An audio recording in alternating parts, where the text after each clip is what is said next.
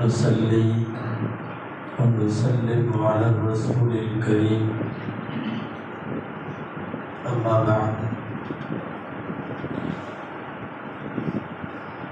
فقد قال الله سبحانه وتعالى في كلامه القديم والفرقان الحميد أعوذ بالله من الشيطان الرجيم بسم الله الرحمن الرحيم ولا تبرجن تبرج الجاهلية الأولى وأقمنا الصلاة وآتينا الزكاة وأطعنا الله ورسوله صدق الله العظيم.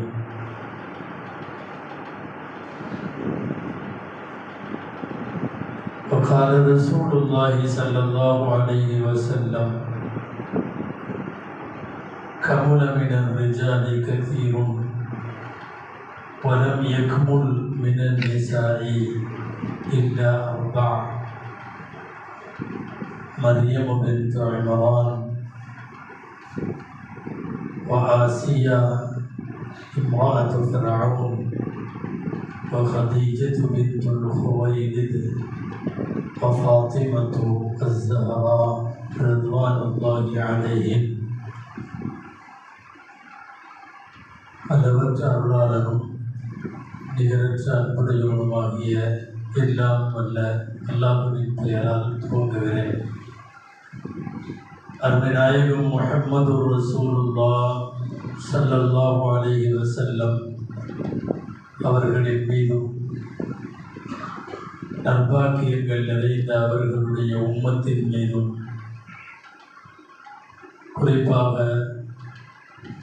இந்த நிஸ்வான் மதரசாவினுடைய ஆண்டு விழா மஜ்லிஸில் பங்கேற்றிருக்கக்கூடிய நம் அனைவர் மீதும் எல்லாம் வல்ல அல்லாஹுவின் நல்லருள் என்றென்றும் நிறைவாக உண்டாவதாக. ஆமீன். கண்ணியத்திற்குரிய உரையாற்றி முடித்து சனது வழங்க இருக்கிற ஹஸரத் கபிலா அவர்களே, வருகை தந்திருக்கக்கூடிய சங்கைக்குரிய உலமா பெருமக்கள், இந்த பள்ளிவாசலுடைய இன்னும் மதரசாவினுடைய நிர்வாக அங்கத்தினர்கள், மதரசா மாணவிகள், அவர்களின் பெற்றோர்கள், வருகை தந்திருக்கிற உங்கள் அனைவருக்கும் என் ஆரம்பமான அஸ்ஸலாமு அலைக்கும் வரஹ்மத்துல்லாஹி வபரகாத்துஹு. அல்லாஹ்வின் பேரருளால் ஆயிஷா சித்திகா ரலியல்லாஹு அன்ஹா அவர்களின் பெயரில் நடைபெறுகிற மதரசாவினுடைய ஆண்டு விழா ஒரு 3 ஆண்டு பாடத்திட்டத்தில் ஹஜ்ரத் போன்றவர்களினுடைய கண்காணிப்பு மற்றும் தர்பியத்தில் சிறந்த ஆசிரியைகளை கொண்டு நடத்தப்படுகிற இந்த மதரசாவை அல்லாஹ் கபூல் செய்வானாக. இதில் ஓதக்கூடிய பெண் பிள்ளைகளை எல்லாம் காலமெல்லாம் வழி தவறாத ஆபிதாத்துகள் காணிதாத்துகள் என்று குர்ஆன் சொல்லுகிற அல்லாஹ்விற்கு கட்டுப்பட்டு வணங்கி வழிபடுகிற பெண்மக்களிலும் நன்மக்களில் அல்லாஹ் இவர்களை எல்லாம் சேர்த்து அருள்வானாக.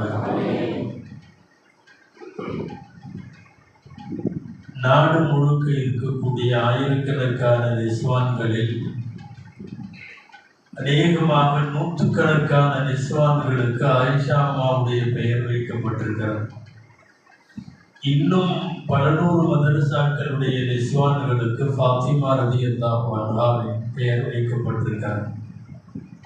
அப்படியே சிறந்த பெண்களின் பெயர்களை எல்லாம் மதரசாக்களுக்கு வைத்து அங்கேயும் நிகழ்காலத்தின் ஆயிஷாக்களை, நிகழ்காலத்தின் ஃபாத்திமாக்களை உருவாக்க வேண்டும் என்கிற பெயர் அவாவில் இன்றைக்கு மதரசாக்கள் நடைபெறுகிறது. சென்னையில் சமீபத்தில் விழா ஒன்றில் பேசிய நிஸ்வான் மதரசாக்களினுடைய பொறுப்பாளர் ஒருவர் 4000 மதரசாக்களை தாண்டிவிட்டது என்று சொன்னார். தமிழ்நாட்டில் 4000 மதரசாக்கள் நிஸ்வான் மதரசாக்கள். இது எடுத்தால ஒரு ஒரு ஒரு ஒரு டர்னிங் பாயிண்ட் என்று சொல்லுவோம் அல்லவா, ஒரு திருப்பு முனை. முன்பெல்லாம் அதிகமாக பெண்களை ஓத வைக்குவதற்கு தேவையான சூழல் இல்லாமல் இருந்தது. ஆனால் அதை குறையாகவும் பேச முடியாது. நிகழ்கால பெண்கள் வருத்தப்பட வேண்டாம், பொதுவாக மதரசா வைத்து ஒழுக்கம் சொல்லித்தர வேண்டும் என்கிற அவசியம் இல்லாத அளவுக்கு ஒழுக்க சீலர்களாக அன்றைக்கு வாழ்ந்த நம்முடைய நன்னிமாக்களும் ராதிமாக்களும் இருந்தார்கள். ஆனால் இன்றைக்கு போராடி இழுத்து பிடித்து அமர வைத்துத்தான் அல்லாஹ் ரசூலை தர வேண்டியது இருக்கிறது. அப்படி தருவதும் கூட நம்மால முழுமையாக தர முடியவில்லை. பழைய காலத்திலே இருந்த பண்பாடும் இஸ்லாமிய கலாச்சாரத்தோடு கூடிய பெண்மக்கள் இன்றைக்கு நிகழ்காலத்திலே இல்லை என்பது கொஞ்சம் கசப்பாக இருந்தாலும் அதுதான் உண்மை. நாம் ஒத்துக்கொண்டே ஆக வேண்டும். ஒரே வீட்டில் இன்றைக்கு நீங்கள் அந்த வித்தியாசத்தை பார்க்க முடியும்.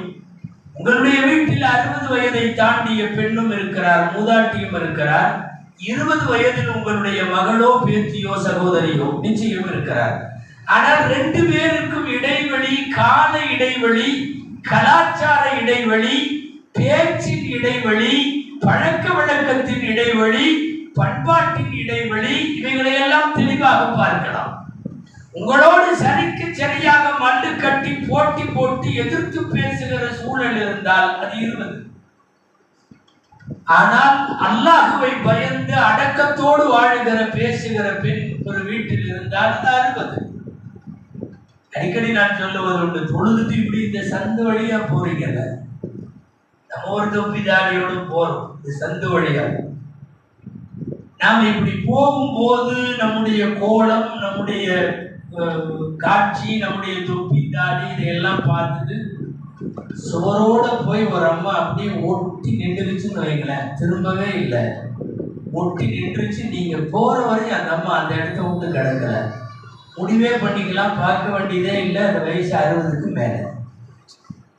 ஏன்னா இன்னைக்கு அப்படியெல்லாம் நிக்கிற ஸ்டேஜ்லயே யாரும் இல்லை. நான் நிக்கிறது கட்டாயம்னு சொல்ல வரல. பெண்களுக்கென்று ஒரு வெட்கம், மானம், நாணம், ஒரு பண்பாடு, அவர்களுக்கான ஒழுக்கம் இதுவெல்லாம் இருக்கிறது. அது இன்றைக்கு 20ல கிடைப்பதில்லை.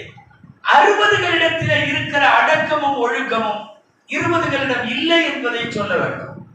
அன்னை ஆயிஷா ரலியல்லாஹு தஆலா அன்ஹாவினுடைய பொருத்தமான பெயரை இந்த கல்விக்கூடத்திற்கு வைத்திருக்கிறீர்கள். எல்லா மனைவிமார்களையும் விட ஆயிஷா அம்மாவிற்கு ஒரு தனிச்சிறப்பு உண்டு. நிறைய சிறப்பு இருக்கலாம், ஒரு சிறப்பு தனிச்சிறப்பு. அந்த சிறப்பை வேறு யாரும் தொட முடியல. எல்லா நபிமார்களின் மனைவிமார்களும் சரி, நபி ஸல்லல்லாஹு அலைஹி வஸல்லத்தினுடைய மனைவியர்களில் ஆயிஷா அம்மா தவிர மற்றவர்களும் சரி, அவர்களுடைய கணவர்களாகிய நபி வஃபாத்தானதற்கு பிறகு அவர்கள் வீடுகளோடு இருந்து விட்டார்கள், பொது வாழ்க்கைக்கு வரவில்லை. நபி விட்டு போனதை எடுத்து செய்கிற பிரச்சாரத்தை செய்யவில்லை. நபி விட்டு விட்டு போன கல்வியை கையில் எடுத்து அந்த கல்வியை பரப்புகிற பணியில் யாரும் ஈடுபடவில்லை. எல்லா நபியினுடைய மனைவிமார்களுடைய ஹிஸ்டரி எடுத்து பாருங்க. நபி மௌத்தா, இவர்கள் வீட்டோடு இருந்து விடுவார்கள். காலம் முழுக்க அவர்கள் கடைசி பயணம் வரைக்கும் அவர்கள் பொது வெளிக்கு வரமாட்டார்கள். ஆனால் பெருமானார் ஸல்லல்லாஹு அலைஹி வஸல்லத்தினுடைய வஃபாத்திற்கு பிறகு 18 வயசிலே தங்களுடைய பணியை, கல்வி பணியை, பிரச்சார பணியை, மார்க்க பணியை, கற்றல் கற்பித்தல் பணியை, இவைகளையெல்லாம் தொடங்கிய ஆயிஷா அம்மா அல்லாத வயதில் அவர்கள் வஃபாத்தாகிற வரைக்கும் இந்த உலகத்தில் கற்றலை, கற்பித்தலை, மார்க்க முடிவுகளை, ஃபத்வாக்களை, அரசு மசோதாக்களை இத்தனையிலையும் அவர்கள் தங்களுடைய களப்பணியை ஆற்றிக் கொண்டு வந்தார்கள். ஆயிஷா அம்மாவின் தனிச்சிறப்பு. பெருமானார் ஸல்லல்லாஹு அலைஹி வஸல்லமுடைய வேறு மனைவிமார்கள் கூட இந்த அளவிற்கு கல்வி பணியிலே வரவில்லை.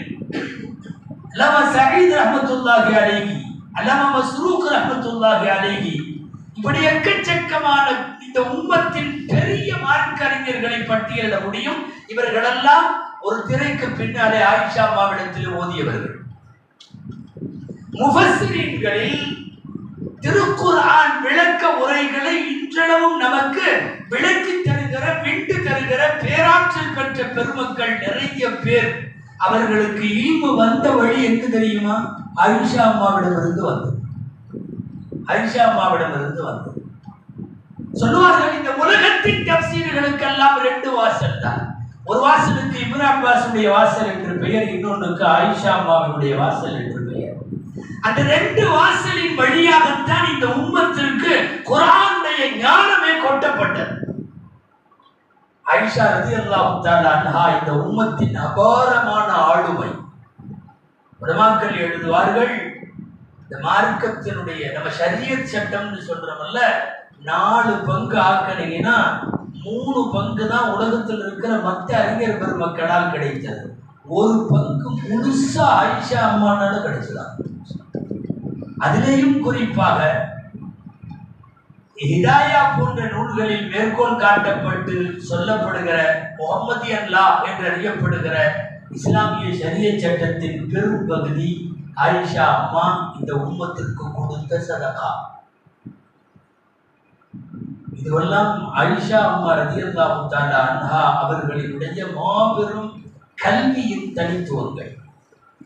ஹஜ்ரத் ஆயிஷா ரலியல்லாஹு தஆலா அன்ஹா அவர்களுடைய தள்ளாத வயது, நாமெல்லாம் பெரும்பாலும் ஹதீஸ்களிலும் பயான்களிலே 15 வயது 18 வயசு ஆயிஷா அம்மாவை மாத்திரமே பார்த்து பழகி இருக்கிறோம். உண்மை என்னவென்றால் 50-60 வயதை கடந்த ஆயிஷா அம்மாவை ஏறத்தாழ ஹிஜ்ரி 58 வரைக்கும் கல்விப்பணியிலே தன்னை அவர்களுடைய வீட்டு திண்ணைதான் மிகப்பெரிய பல்கலைக்கழகத்தினுடைய மாணவர்களை உருவாக்குகிற களமாக இருந்ததை அந்த ஆயிஷா அம்மாவை யோசிக்க வேண்டும். 2210 ஹதீசுகளை இந்த மண்ணிற்கு அறிவித்த ஆயிஷா அம்மாவின் ஜனாசா பள்ளிவாசலுக்கு வந்துவிட்டது. தொழ வைப்பதற்கு எப்போதும் ஹலீஃபாக்கள் தான் வருவார்கள். தொழ வைப்பதற்கு எப்போதும் அமீருல் முஃமினீன்கள் தான் வருவார்கள். ஆனால் இதைவிட அதிகமாக ஹதீசுகளை அறிவித்த அபூ ஹுரைரா ரலியல்லாஹு அன்ஹுவிடம் போய் சொன்னார்கள், நீங்கள் தான் ஆயிஷா அம்மாவை தொழ வைக்க வேண்டும், நீங்கள் தான் தொழ வைக்க வேண்டும். காரணம், ஹதீசுகளின் கலையில் ஒரு கல்வி கடல் இன்றைக்கு கண்ணை மூடி இருக்கிறது. ஆயிஷா அம்மா அவர்களை விட அதிகம் ஹதீஸ் அறிவித்த அபூ ஹுரைரா ரலியல்லாஹு தஆலா அன்ஹு அவர்கள் ஆயிஷா அம்மாவின் ஜனாசாவில் கண்ணீரோடு அவர்கள் தொழ வைத்தார்கள் என்று பார்க்கிறோம். அழுது கொண்டே தொழ வைத்திருக்கிறார்கள். தொழ வைக்கிற அபூ ஹுரைராவும் தொழ வைக்கப்படுகிற ஆயிஷா அம்மாவும் இல்லை என்றால் இந்த உம்மத்துக்கு ஹதீஸ் இல்லை. எவ்வளவு அபாரமான ஆளுமைகள் 2 பேரும். அல்லாஹ்வுடைய ஏற்பாடு அந்த ஹதீஸை அப்படியே தொன்று தொட்டு இந்த உலகத்தில் தொடர்ந்து கொண்டு வருவதற்கு ரப்பு செய்த ஏற்பாடு என்ன தெரியுமா? ஆயிஷா அம்மா வஃபாத் அன்றைக்கு ரமலான் பிறை 17 அன்றைக்கு ஒரு குழந்தை பிறக்கிறது. அந்த குழந்தை ஹதீஸை 7 வயது 8 வயதிலேயே அபரிதமாக படித்து முடிக்கிறது. ஆயிஷா அம்மாவை போலவே ஆயிஷா அம்மாவை போலவே ஹதீஸ்களை அவர்களை உலமாக்கள் அல்லாமா இப்னு ஷிஹாப் ஸுஹ்ரி என்று சொல்லுவார்கள். 2வது ஆயிஷா என்று முஹத்திஸின்களால் அவர் எழுதப்படுகிறார். ஒருவர் போகிற போது அந்த இடத்தில் இன்னொருவரை கொண்டு வந்து அல்லாஹ் நிரப்புகிறார். ஹிஜ்ரி 150 இமாமுல் ஆலம் அபூ ஹனீஃபா ரஹ்மத்துல்லாஹி அலைஹி மௌத்தான போது அதே ஆண்டிலே இமாம் ஷாஃபி ரஹ்மத்துல்லாஹி அலைஹி பிறந்தது போல இன்றைக்கு போதிக்கப்படுகிற மதரசாக்களில் அரபிக் கல்லூரிகளாகட்டும் நிஸ்வான் மதரசாக்களாகட்டும் இங்கே எல்லாம் போதிக்கப்படுகின்ற கல்வி என்பது இது போன்ற மூத்த முன்னோடிகள் நமக்கு விட்டு சென்ற சதகா. அதுவும் குறிப்பாக ஆயிஷா ரலியல்லாஹு தஆலா அன்ஹா அவர்களினுடைய அபாரமான கல்வி. இதனால் தான் நிஸ்வான்களுக்கெல்லாம் ஆயிஷா ரலியல்லாஹு தஆலா அன்ஹாவுடைய பெயர் வைக்கப்படுகிறது. நான் இந்த சீப்பிலே இங்கே ஓதிக்கப்படக்கூடிய கிதாபுகளை எல்லாம் வாங்கி என்னென்ன கிதாபுகள் என்று பார்த்தேன். மிகச்சிறந்த நூல்களை எல்லாம் குறிப்பாக அரபிக் கல்லூரியிலே ஆலிம்களுக்கு போதிக்கப்படக்கூடிய முக்கியமான ஷரியத் சட்டங்கள், பாவ பிரிவினைகளுடைய கிதாபுகள், இதுவெல்லாம் கூட இந்த நிஸ்வானிலே வைத்திருக்கிறார்கள் என்பது தனிச்சிறப்பு. நான் புகழ்வதற்காக சொல்லவில்லை. நிறைய இடங்களில் நிஸ்வான் மதரசாக்களில் பெண்களுக்கு ஓரளவு இது கொடுத்தா போதும் அப்படின்னு சொல்லி சில சூரா மனப்பாடம், சில ஹதீஸ் மனப்பாடம், அப்புறம் யாசின் வாக்கியா, கவுஃப் சூரா, இதெல்லாம் மனப்பாடம், இதோட முடிச்சுக்கிறாங்க. ஆனால் அவ்வளவு நல்லது என்றாலும் சிறப்பானதாக சொல்ல முடியவில்லை. நாம் யாரையும் குறை சொல்லல. நாம் பெண்களுக்கு தர வேண்டும். கொடுத்து விட்டால் அவர்கள் எடுத்துக்கொள்ளவும், வாங்கிக் கொள்ளவும், விளங்கிக் கொள்ளவும் நிறைய அவர்கள் தயாராக இருக்கிறார்கள். இப்படியே ஓரளவு போதுங்கிற அளவுக்கு அதாவது சொன்ன மாதிரி ராபியா பிஸ்ரியா ரஹ்மத்துல்லாஹி அலைஹா போன்றவர்கள், நஃபீஸா பிஸ்ரியா ரஹ்மத்துல்லாஹி அலைஹா போன்றவர்கள், அல்லது ஆயிஷா அம்மா அவர்களின் அகல வைத்துகளிலே இருக்கிற பெண்கள் எல்லாம் கொஞ்சம் மட்டும் ஓதுன்னு சொல்லி முடிக்கல. ஆயிரம் உலமாக்கள் தொட முடியாத உயரத்தை சில பெண்கள் கல்வியில தொட்டிருக்கிறார்கள். நம்ம கொடுக்கல, அவ்வளவுதான். கொடுத்தா அதெல்லாம் வாங்கிடுவாங்க. பாருங்க, நிறைய இடங்கள்ல பெண்கள் ஹாஃபிஸ்கள் மதரசாவெல்லாம் வந்துருச்சு. இவரு நம்ம பையன் ஆம்பளை பையனை கொண்டு போய் 15 வயசுல விட்டா அவர் 5 வருஷமா மூக்கிக்கிட்டே உட்காந்துட்டார். 20 வயசு வரைக்கும் முடிக்க மாட்டேங்கிறார். இந்த பிள்ளைய கொண்டு போய் விட்டா 2 வருஷத்துல விசுக்குன்னு குரானை பூரா மனப்பாட மாட்டேங்குது. ஆண்களை விட பெண்களின் கவன சிதறல் குறைவு. நாலா பக்கமும் இருக்காது. இந்த குதிரைக்கு இது கட்டி விட்ட மாதிரி இவர் கடை கண்ணி செக்கு அது இது ரொட்டு லொசுப்பா இப்படி எல்லாம் இதுக்கு இவருக்கு இருக்கும். இவருக்கு மனப்பாடத்துல உட்காராது. ஒரு ஆம்பளை பையனோட சிந்தனை விட அந்த 15 வயசுல இருக்கிற பெண்ணுடைய சிந்தனைகள் ஒருமுகப்படும். ஒருமுகப்படுகிற போது, கவனம் ஒரு இடத்தில் குவிக்கிற போது ஈஸியா மனப்பாடம் பண்ணிடுவாங்க. இன்னைக்கு நிறைய ஹாபிஸ்கள், பெண் ஹாபிஸ்கள் நாடு முழுக்க உருவாயிட்டு வர்றாங்க. முதல்ல அந்த காயப்பட்டணும்னு ஒரு ஊர்ல அங்க வீட்டுக்கு வீடு நிறைய பெண்கள் ஆபீஸ் இருப்பாங்க. சில ஆப்ஜாக்களுக்கு அங்க தொழுகை வைக்கிறதுக்கு போறதுக்கே பயம். ஏன்னா தொழுகையில் தப்பு வந்துச்சுன்னு வைங்களேன், தண்ணிமார் அதிகமாவெல்லாம் எடுக்கும், பூரா எடுத்து கொடுப்பாங்க. அதனால அங்க தொழுகை வைக்கிற கூட்டம் அவ்வளவு சீக்கிரம் போக மாட்டாங்க. கல்வியிலேயும் நிறைய தேர்ந்திருந்தார்கள். நான் கேள்விப்பட்டிருக்கிறேன், அங்க ஊர்ல உள்ள அரபி மதரசாவுக்கு உஸ்தாத் எடுக்கிறதுக்கு இன்டர்வியூ சில கிழமைகள் கேட்குமா. அவரை கூப்பிட்டு உட்காந்து இவர் என்ன ஓதிருக்காரு, சாதாரணமாக மார்க்க அறிவோடு சார்ந்து வழங்கப்படுகிற பெண்கள்கிட்ட அப்படி மீன் வச்சுட்டு போவாங்கல்ல, அந்த மாதிரி அங்க கடற்கரை பகுதிகளில் யாரா வித்துட்டு போவாங்க. சின்ன சந்து வழியா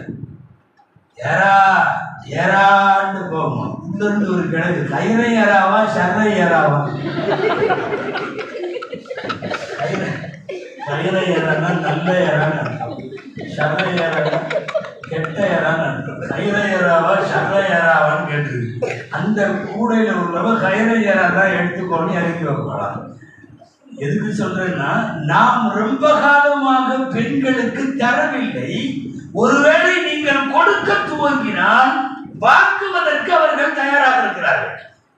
இங்க என்ன, ஆலிம்களுக்கு ஓதி கொடுக்கிற கிதாபுகளை கூட, தர்க்க ரீதியான கிதாபுகளை கூட, தஃசீர்களை, ஹதீசுகளை, விளக்கங்களை கூட தரும் முறையில் நீங்கள் தருவதற்கு துவங்கினால் அவர்கள் வாங்குவதற்கு தயார். ஆன்மீகமா இருந்தாலும் சரி, கல்வியா இருந்தாலும் சரி, சிகரம் தொட்ட பெண்கள் இருக்கிறார்கள். சஹாபாக்கள் எக்கச்சக்கமான பேர் இல்லையா, 1,16,000 பேர் இருந்தாங்கிறோம். ரசூலுல்லாஹி ஸல்லல்லாஹு அலைஹி வஸல்லம் 1,16,000 பேர் இருந்தாலும் கல்வியில் ஆயிஷாவை தொட்டவர்கள் யார்? விரல் விட்டு எண்ணக்கூடிய சில பேரை தவிர. ஆயிஷா அம்மா தொட்ட உயரத்தை மற்ற சஹாபாக்கள் தொட முடியல.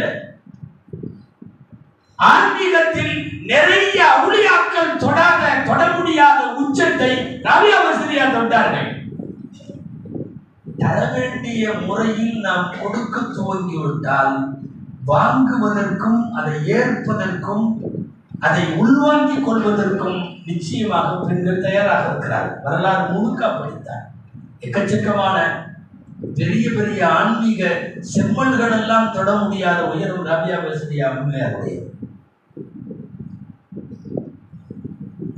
அல்லாஹ்வை எதற்கு வணங்குகிறீர்கள்னு கேட்பாங்க இல்லையா? உங்களுக்கு தெரிஞ்ச செய்தியா இருக்கலாம். எதுக்கு வணங்குறீங்கன்னு கேட்பாங்க. ஒரு கூட்டம் சொல்லும், சொர்க்கத்துக்கு போறதுக்காக. எதுக்கு தொழுவுறீங்க? சொர்க்கத்துக்கு போறதுக்காக தொழுவோம்.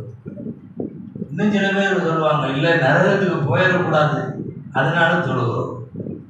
அப்படியே அம்மா கேட்டார்கள், சொர்க்கமும் நரகமும் படிக்கலைன்னா அல்லாஹ்வை தொழுவ மாட்டீங்களோ அப்படின்னு கேட்டாங்க. உண்மைதானே?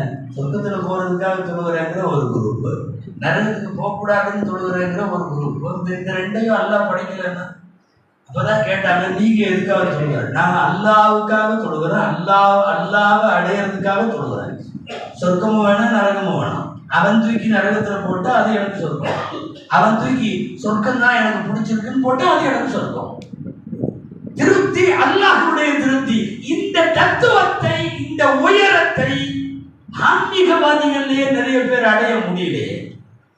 ஒரு ஏழை குடும்பத்தில் ஒரு எத்தீமாக பிறந்து நீண்ட நெடுங்காலம் சாப்பாட்டுக்கு இல்லாமல் நோன்பு வைத்த பரம்பரையில வந்தவர்கள் ராபியா பஸ்ரியா. அவங்க அத்தாவுக்கு 4வது குழந்தை. ராபியா அப்படின்னா 4வதுன்னு அர்த்தம். அதனால அப்படி பேர் வச்சாங்க. நாம இன்னைக்கு ஃபர்ஸ்டுக்கே ராபியான்னு தான் பேர் வைக்கிறோம். ராபியான்னா என்னங்க அர்த்தம்? 4வது குழந்தை. சாலிதா 3வது குழந்தை. ராபியா 4வது குழந்தை. அவங்களுக்கு அவங்க 4வது குழந்தை. ஆனா அவர்கள் அடைந்த புகழின் உச்சம் எவ்வளவு தூரம் போனது அப்படின்னா, ஃபர்ஸ்ட் குழந்தையா இருந்தாலும் சரி, 5வது குழந்தையா இருந்தாலும் சரி, நாம இன்றைக்கு ராபியான்னு வைக்கிறோம். அவர்கள் பஸ்ராவிலே இருந்தார்கள். ஹசன் பஸ்ரி ரஹ்மத்துல்லாஹோடு ஆன்மீக இணைப்புல இருந்தார்கள். ஹசன் பஸ்ரி ரஹ்மத்துல்லாஹ் போன்றவர்களுக்கெல்லாம் கூட சில வெளிச்சங்களை, ஆன்மீகத்தினுடைய கருத்துக்களை இந்த பெண் போதித்திருக்கிறார்கள். அவங்க பஸ்ரியாவா இருந்தாலும் நாம விழுப்புரத்துலையும் பஸ்ரியான்னு பேர் வச்சுக்கிறோம். பஸ்ரியானா பஸ்ராவை சேர்ந்தவர். ஆனா பஸ்ராவை சேர்ந்தவர் என்கிற பெண்ணுடைய பெயரை இங்கேயும் வைக்கிறோமா இல்லையா? நான் சொல்ல வந்தது, ஆன்மீகமாகட்டும், கல்வியாகட்டும், நல்லொழுக்கங்களாகட்டும், பெண்களுக்கு அவ்வளவு உயரத்தில் கொடுத்தால் அதை வாங்குவதற்கு அவர்கள் தயார். நிறைய கிதாபுகள் ஓதி கொடுக்கிற, பாடம் நடத்துகிற மதரசாக்கள் உருவாக்கப்பட வேண்டும். இந்த கிதாபுகளை எல்லாம் இவங்களுக்கு புரியாது, அவங்களுக்கு அதெல்லாம் வேணாம் அப்படின்னு சொல்லி எல்லாம் விடக்கூடாது. இன்றைக்கு அப்படி ஒரு பிற்போக்குத்தனம் சில இடத்துல இருக்கு. அது தவறு. நிறைய கொடுக்கணும். ஈராக்கில் இருக்கக்கூடிய நீதிமன்றங்களினுடைய வரலாறுகளை குறித்த நூல்களில் ஒரு 4-5 பேர் உச்ச நீதிமன்றத்தின் நீதிபதியாக இஸ்லாமிய அரசில் அவர்கள் நியமிக்கப்பட்டிருந்தார்கள் என்றும், நீதிபதிகள் பதவி இடங்களுக்கு இன்டர்வியூ எடுக்கிற இடத்துல சில பெண்கள் இருந்தார்கள் என்றெல்லாம் ஹசனா பின்த் இப்ராஹிம் ஒரு பெண்ணை பத்தி எழுதுறாங்க. நீதிபதி நாட்டில் அவங்களுக்கு கீழே ஆயிரக்கணக்கான ஆண் நீதிபதிகள், பெண் நீதிபதி, இஸ்லாமிய சட்டங்களை பூரா கரைச்சு குடிச்சவங்க. இப்ப இவர்கள் எல்லாம் ஓதிய உயரம் இருக்கிறது அல்லவா, அளவு, நாம் அதை போதிக்க வேண்டும். பெண்களினுடைய மாண்பு அவ்வாறு அவர்கள் மேல போகிற போது அது புரியும். கொஞ்ச நாளைக்கு முன்னாடி தமிழ்நாடு பூரா பாராட்டினாங்க, ஒரு 7 வயசு 8 வயசுக்குள்ள ஆபீஸ் ஆயிடுச்சுன்னு சொல்லி. 7-8 வயசு பிள்ளைக்கு நிறைய மேடைகள் எல்லாம் கூப்பிட்டு தங்க காசு எல்லாம் கொடுத்தாங்க. அது 7 வயசோ 8 வயசோ முழுமையா புராண மனப்பாடம். உலகத்தில் எத்தனையோ இடங்களில் பார்க்கிறோம். பெண் குழந்தைகளுக்கு மனத சக்தி அதிகம். நல்லா கொடுத்துட்ட. நாம சும்மாவாவது பெண் புத்தி பின் புத்தி அது அப்படித்தான், பொம்பளைகிட்ட கேட்கக்கூடாது அப்படிங்கிற மாதிரி. நீங்க வேற விஷயம், பிசினஸ் விஷயம் எல்லாம் கேட்க வேணாம். மார்க்கத்தை சொல்லி தருகிற விஷயத்தில் பெண்களை ஒதுக்காதீர்கள். அவர்களுக்கு தேவையான ஞானத்தை எல்லாம் தாருங்கள். அவர்கள் நிச்சயமாக இந்த துறையிலையும் சிகரம் தொட முடியும்.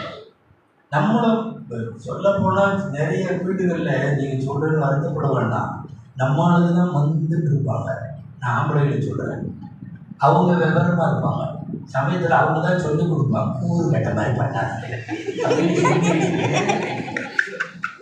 இப்படி பண்ணுங்க அப்படிம்பாங்க. நமக்கு அப்பதான் கொஞ்சம் உரைக்கும், ஆமா ஆமா அப்படி செஞ்சுக்க கூடாதோ அப்படின்னு.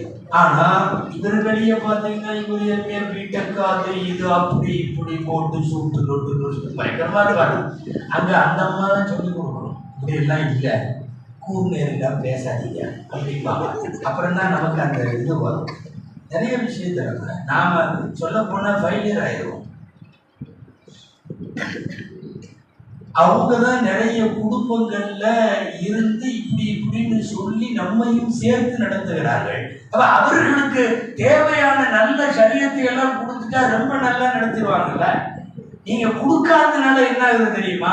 அவங்க நிறைய சட்டங்களை அவங்களா உருவாக்கி ஓடிட்டு இருக்கு. நம்ம மீற முடியுதா? முடியாது. இது செவ்வாய்க்கிழமை அதை வச்சுக்கலாம், செவ்வாய்க்கிழமை வைக்க கூடாது இல்லை, எந்த கிட்டாப்லையும் அப்படி எல்லாம் இல்லை, அதெல்லாம் அப்படித்தான். அந்த அம்மா சொல்றதுதான் சட்டம். நீங்க மீறி செவ்வாய்க்கிழமை ஏதாவது வச்சு பாருங்க, அவங்க ஏதாவது சொல்லுவாங்க. சனி ஆகாது, சனியே ஆகாது, செவ்வாய் வருவாய் அது ஆகாது. அப்புறம் நீங்க என்ன கிழமை சொன்னாலும் அது கொண்டு சொல்லுவாங்க. அவங்க ஒரு கிழமை வச்சிருப்பாங்க, புதன் வியாழன் ஏதாவது, அதுலதான் வைக்க முடியும். நீங்க வேற ஏதாவது ஒரு மவுத்து வீடு, ஒரு கல்யாண வீடு, 100 மசாயின் இருக்கு அவங்கள்ட்ட. கல்யாணம் வீட்டுல 100 மசாயின் இருக்கு.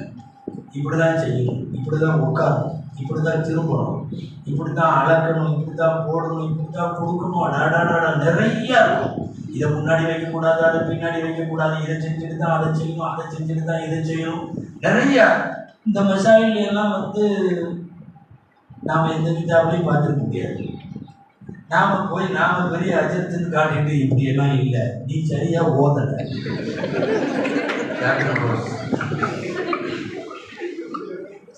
நீ சரியா ஓதலன்னு ஒரே இது முடிச்சு போயிடும், அவ்வளவுதான். நீங்கள் ஒரு நோய்வாய்ப்படுகிற வீட்டில் பெண்களுடைய மசாயில போய் பாருங்க, மௌத்தாகிற நேரத்தில் பெண்கள் வீட்டில் மசாயில்களை போய் பாருங்க. அல்லது ஏதாவது ஒரு அம்மை பார்த்தா அது இது வந்துச்சுன்னா அந்த நேரத்தில் பெண்கள்கிட்ட மசாயில் போய் பாருங்க. அவங்கள்ட்ட எல்லாம் வண்டியா எக்கச்சக்கமான மசாலா இருக்கு. அதனால அவங்க சொல்றதுலாம் ஓடுது. நாம சர்வ சாதாரணமாக எல்லா விஷயத்திலையும் நாம விளங்கி முடிக்கிறதுக்குள்ள அவங்க முன்னாடி விளங்கி முடிச்சிருவாங்க. அந்த பாதுஷா பள்ளியில கூட தடவை பேசினப்ப சொன்னேன்னு நினைக்கிறேன். பொண்ணு பார்க்கறதுக்கு மாப்பிள்ளை பார்க்கறதுக்கு போறாங்கல்ல, ஒரு 2 நிமிஷம் அல்லது 3 நிமிஷம் தான் பொம்பளைக்கு மாப்பிள்ளையை பார்ப்பாங்க. அடியே அப்பா பூரா மார்க்கும் போட்டு முடிச்சிருவாங்க. 165 அவ்வளவுதான். உச்சியிலிருந்து உள்ளங்கால் வரை நம்மளும் 1 மணி நேரமா அவனுக்கு எதிரில் தான் உட்கார்ந்துட்டு இருக்கோம். நமக்கு இது எதுவுமே தெரியாது. கல்யாணத்துக்கே போயிட்டு வருவீங்கள, வந்த உடனே மாப்பிள்ளை எப்படி அதிகபட்சமா நமக்கு தெரிஞ்சது கருப்பா சிவப்பாங்கிறது சொல்லிடுவோம். கோட்டு போட்டிருக்காரு அதை சொல்லுவோம், அவ்வளவுதான். இங்க கேட்டீங்கன்னா தான் தெரியும். இவங்க இதுக்கு முழுசா உள்ள பார்க்கல. அந்த சைட்ல ஒரு ஓரத்தில் இருந்து அந்த ஸ்கிரீனை இப்படி விளக்கி அப்படி கொஞ்சம் அப்படி பார்த்திருப்பாங்கல்ல. ஓ, கண்ணு ஒரு மாதிரி இருக்குது, வாயு இழுக்கிற மாதிரி இருக்குது, திரும்புறப்ப நல்லா திரும்ப மாட்டேங்கிறாரு. அது இதெல்லாம் எப்ப பார்த்தாலும் தெரியல. இதெல்லாம் நமக்கு தோணுது. நம்ம ஐட்டமே வேற. நம்ம என்ன தெரியுமா, மசாலா கொஞ்சம் தூக்கல ஐட்டம் பூரா பிரியாணி, அதுல அரிசி வேகல, இதுல இது பண்ணல, இன்னும் கொஞ்சம் உப்பு போட்டிருக்கலாம், என்ன அதிகமா போச்சு, மசாலா, இவர் சப்ஜெக்ட் பூராமே அதுலதான் இருக்கும். இப்ப என்னன்னா, ஒரு விஷயத்தை விளங்கிக் கொள்வதில் நம்மை விட பெண்கள் நன்றாக விளங்குகிறார்கள் என்று சொல்ல வருகிறது. எந்த விஷயம் அவங்களுக்கு விளங்கல? பெருமானார் ஸல்லல்லாஹு அலைஹி வஸல்லம் மஷ்வராக்களை மனைவிகளிடத்திலே செய்தார். செஞ்சதா ஹதீஸ்கள் இருக்கு. ஆயிஷா மாட்ட கேட்டிருக்காங்க, முஸலமா ரலியல்லாஹு அன்ஹா கேட்டிருக்காங்க. நிறைய பெண்களிடத்தில் மார்க்கம் சம்பந்தமாக விவாதித்திருக்கிறார்கள், அவர்களுக்கு பதில் சொல்லி இருக்கிறார்கள். மிகவும் பிரபலமான செய்தி நீங்கள் முன்னாலே கேள்விப்பட்டிருக்கலாம். பெருமானார் ஸல்லல்லாஹு அலைஹி வஸல்லம் உம்ராவிற்கு போய் உம்ரா பயணம் செய்ய முடியாமல் தடுக்கப்பட்ட நாளில் சுமார் 1400 பேர் யாருமே திரும்ப மாட்டேங்கிறார். புடிவாதமா இருக்காங்க சஹாபாக்கள். உள்ள நுழைச்சே ஆகணும், மக்காவுக்குள்ள வர்றது வரட்டும் பார்த்திடலாம். ஆனால் அல்லாஹ்வின் முடிவு, ரசூலின் முடிவு என்ன தெரியுமா? உள்ள நுழையாம அவன் இப்ப விடமாட்டேங்கிறான், சரின்னு சொல்லி பணிஞ்சு போனாலும் பரவாயில்ல, குனிஞ்சு போனாலும் பரவாயில்ல, நம்ம திரும்பிடுவோம், அடுத்த வருஷம் பண்ணலான்னு ஐடியா. யாரும் கேட்க மாட்டேங்கிறாங்க. சல்லாசன் சொல்றாங்க, திரும்பி போயிடலாம். அன்னைக்கு காலையில அப்போது மனைவியர்களில் ரசூலுல்லாஹ்வோடு அந்த பிரயாணத்தில் இருந்த அதற்கு உம்மு சலமா ரலியல்லாஹு தஆலா அன்ஹா அவங்கள்ட்ட மஷ்வரா பண்றாங்க. உம்மு சலமா பாட்டு சஹாபாக்கெல்லாம் போகணுன்ற வேகத்தில் இருக்கிறாங்க. உம்ரா பண்ணாமல் திரும்ப மாட்டோம்னு இருக்காங்க. என்ன செய்யறது? உம்ரா முடிச்சதுன்னா தலைமுடி எடுக்கணும், மொட்டை அடிக்கணும். அவங்க சொல்லி கொடுக்குறாங்க ரசூலுல்லாஹ், அல்லாஹ்வின் தூதரே நீங்க தலைமுடி எடுத்து மொட்டை அடிச்சிருக்காங்க. கேட்டா உம்ரா நமக்கு இங்கேயே முடிஞ்சிட்டு இருக்க, நீங்க செஞ்சதுக்கு அப்புறம் யாரும் தலையில முடியோட இருக்க முடியாது, மொட்டை அடிச்சுட்டு எல்லாரும் கிளம்பிடுவாங்க. இந்த ஐடியாவை கொடுத்தது அந்த அம்மா. காலையில ஃபஜ்ர் தொழுதுட்டு வந்து நபிசல்லாஹு தலைமுடி எடுத்துட்டாங்க. எல்லாம் பார்த்தாங்க, என்னது ரசூலுல்லாஹ் முடி எடுக்கிறாங்க, உம்ரா முடிஞ்சிருச்சா? முடிஞ்சிருச்சு. வேற என்ன செய்ய முடியும்? சில பேர்லாம் குந்தரிச்சாங்க. குந்தரிச்சு என்ன பிரயோஜனம்? ரசூல் எடுக்கிற முடி ஃபைனல் டெசிஷன் யாருன்னா ரசூல் ஸல்லல்லாஹு அலைஹி வஸல்லம். இதுல ரொம்ப வேகப்பட்டது வழக்கம் போல உமரது இல்லாது. இவனுங்க என்ன நம்மளே உள்ள விடாது, ஒரு கை பார்த்துருவோமே. விறுவிறு ரசூலுல்லாஹ் தலைமுடி எடுத்த உடனே சர்ன்னு அங்க போனாங்க. போய் எல்லாத்துக்கும் ரசூலுல்லாஹ் முடி எடுக்கிறாங்க, எப்படி எப்படி இன்னும் யாரும் எடுக்கல, அவங்கலாம் முருளான் தான் வேகப்படுறாங்க. அபூபக்கர்லாட்ட போய் சொன்னாங்க, இப்படி பண்ணிட்டாங்க, அல்லாஹ்வுடைய தூதர் முடி எடுக்கிறாங்க ரசூலுல்லாஹ், போலாம் திரும்பின்னு சொல்றாங்க. திரும்பி போறதா? நமக்குன்னு ஒரு தன்மானம் இல்லையா? அவங்க மெதுவா சொன்னாங்க. அவங்க பொறுமையின் சிகரம் மட்டுமல்ல, அறிவின் சிகரம். பரஸஹுல்லாஹு நபிய்யன் வ ரசூலா, அல்லாஹ் அவங்கள தான் நபியாவும் ரசூலாவும் அனுப்பிச்சிருக்கான். அவங்க சொன்னதை செய்யணும், நீ சொல்றது செய்ய முடியாது. இவற்றை வேலைக்காரர் நேரம் ரசூலாட்டே போயிட்டாங்க. போய் சொன்னாங்க, இப்படி நம்ம படிச்சு போகணுமா, அவன் உள்ள விட மாட்டேங்கிறா.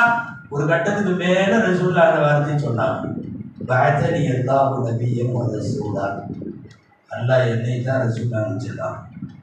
அதே வார்த்தை அங்க வந்த வார்த்தையை நேரா போய் தலைமுடி எடுத்தால முதல் ஆளு ஹஜ்ரத் உமர் ரலியல்லாஹு உடனடியாக எடுத்துட்டார். நான் சொல்ல வந்தது, ஒரு இக்கட்டான நேரத்தில் நீங்கள் தலைமுடி எடுத்து விடுங்கள். இது இந்த ஆலோசனையை கொடுத்தது மனைவி. எனவே ஷரியத்து தெரிந்த மனைவி வீட்டில் இருந்து விட்டால், ஷரியத்து தெரிந்த மகள் இருந்து விட்டால், அதை இப்போலாம் கொடுக்கணும் கண்டிப்பா. ஏன்னா நல்ல முறையில் நாம உருவாக்கினா இங்க ஒரு விஷயம் சொல்லணும். நீங்க எல்லாம் பட்டமெல்லாம் வாங்க வச்சு ஆலிமா வாக்கி முபல்லிகா வாக்கி எல்லாம் பண்ணி கொண்டு போய் உங்களுக்கு தோதுவா